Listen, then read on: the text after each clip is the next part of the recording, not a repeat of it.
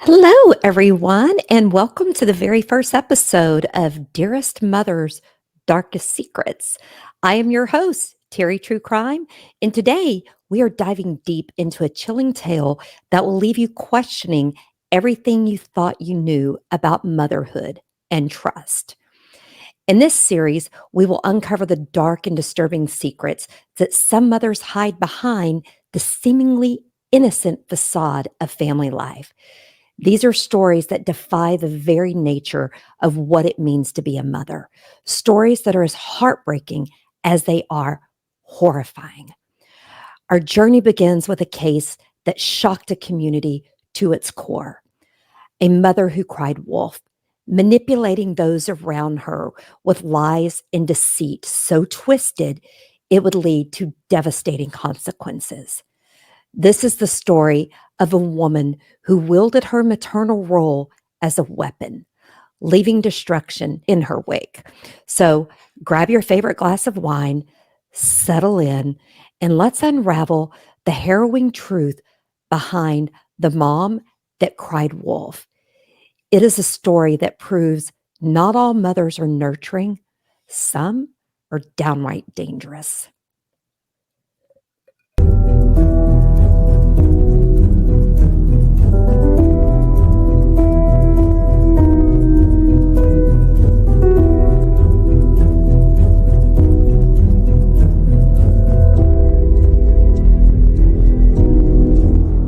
On October 25th, 1994, Susan Smith, a 23-year-old mother from Union, South Carolina, captured the nation's attention with a tearful plea for the safe return of her two young sons, 3-year-old Michael and 14-month-old Alexander. Smith claimed that a carjacker had abducted her children after forcing her out of her car at gunpoint. She claimed that an African American male had kidnapped the boys during this carjacking. For 9 days, the nation watched in horror as a massive search operation ensued, with law enforcement and volunteers tirelessly looking for the missing boys. The image of Susan Smith, distraught and desperate, became a symbol of a mother's worst nightmare. Please let me take them. And he said no, he didn't have time because they were in car seats and it was going to take time for me to get them out of the car seat. And he just told me, he said, but I won't hurt them. And he just took off. But he had a gun, and my big thing is they were screaming, hollering, crying, and I'm just scared that he just lost his patience or something. I plead to the guy, to the man, me and my wife plead to him to please return our children to us safely and unharmed. We love our children very much, and we want them returned to us safe and sound. Her pleas on national television, coupled with the intense media coverage, stirred deep empathy and concern across the country. But as the investigation progressed, inconsistencies in Smith's story began to surface, leading to a growing suspicion among law enforcement. On November 3rd, 1994, Susan Smith's account of a carjacking unraveled completely when she confessed to the unthinkable. In a stunning and heartbreaking admission, Smith revealed that there had been no carjacker. Instead, she had driven her car to John D. Long Lake, located just outside of Union, and allowed the vehicle with her two sons strapped into their car seats to roll into the water. Michael and Alexander drowned as their mother stood by, watching the car sink into the lake. The motive for this horrifying act soon became clear. Smith was involved in a romantic relationship with a man who did not want children, and she feared that her boys were an obstacle to their relationship. So, overcome by desperation and misguided love, she made the unfathomable decision to end their lives. The revelation of Smith's crime shocked and outraged the nation and this host. The public, who had initially sympathized with her, now grappled with the horror of her actions. The case became a media circus, with many struggling to comprehend how a mother could kill her own children. Susan Smith was subsequently arrested and charged with 2 counts of murder. The boy's father, David Smith, was devastated by the loss of his sons. David and Susan had been going through a very tumultuous period in their marriage, reconciliation, separation, and at this time they were separated, and Susan was seeing someone else.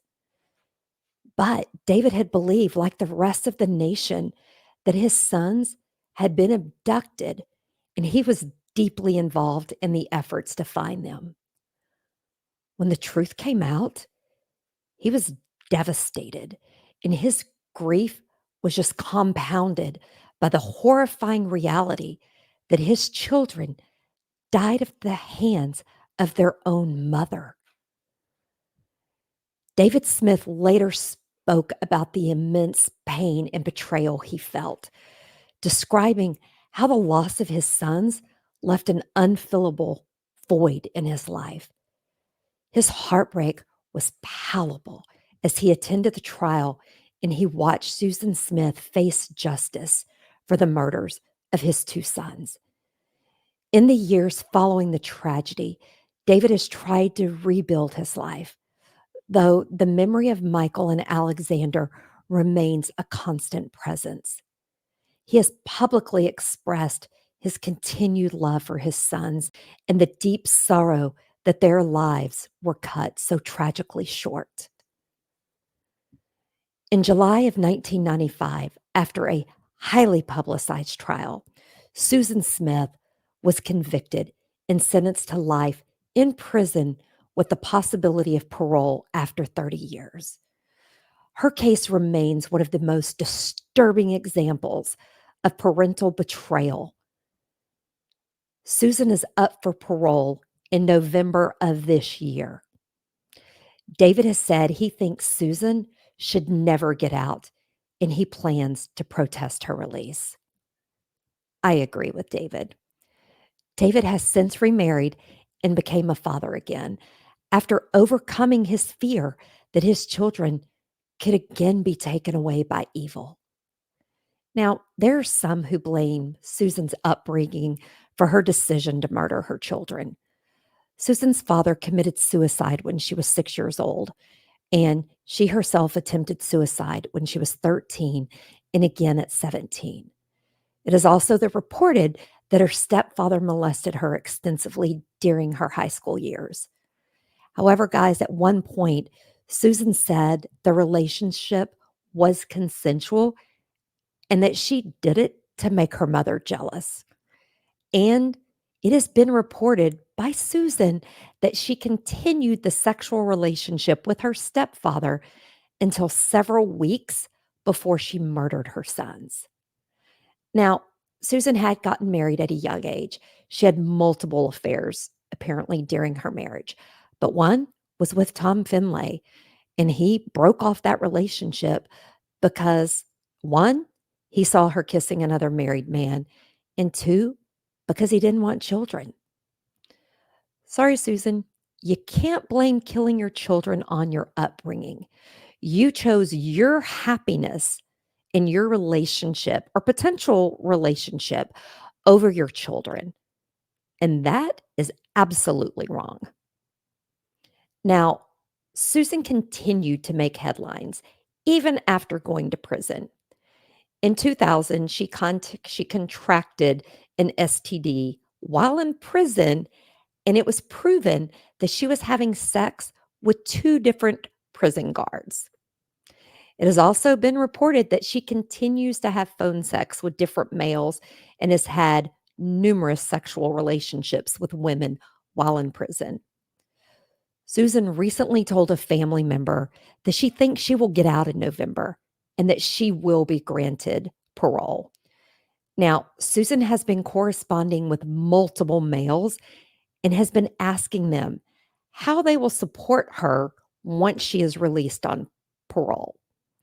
Now, hopefully, the testimony of David Smith and the other family members to the parole board, in conjunction with her actions, will see her parole denied. She doesn't deserve to get out. The story of Michael and Alexander Smith is a haunting reminder of innocence lost.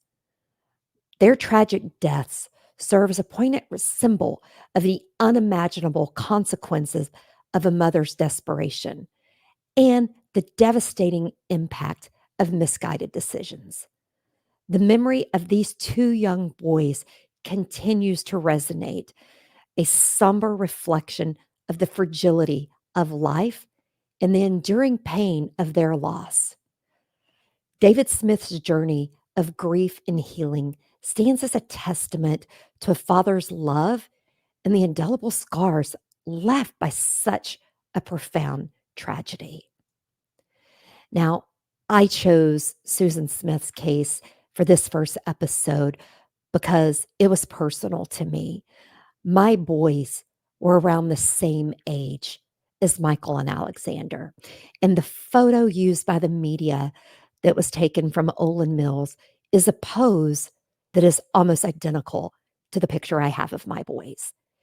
And it was heartbreaking that she chose a man over these two amazing little boys. It was a tragedy that I don't think anyone saw coming. Susan Smith was truly a mother that cried wolf and got the sentence she deserved. And I feel she needs to stay in prison where she is. Until next time, guys, stay safe, watch out for crime, and enjoy your wine time.